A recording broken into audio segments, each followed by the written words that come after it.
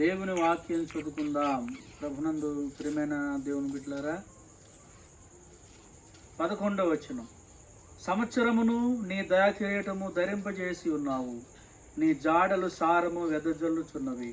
అడవి బిడులు సారము జగరించున్నవి, కొండలు ఆనందం నడికట్టులు ధరించుకొని ఉన్నవి, పచ్చిక పట్లు మందలను వస్త్రం ధరించుకొని ఉన్నవి, లోయలు శస్త్రములు కప్పడి ఉన్నవి. అవన్నీ సంతోష ధ్వని చేయుచున్నవి, అన్నీ గానము చేయుచున్నవి. దేవుని స్తోత్రం. అందరు చదువు హల్లెలూయా.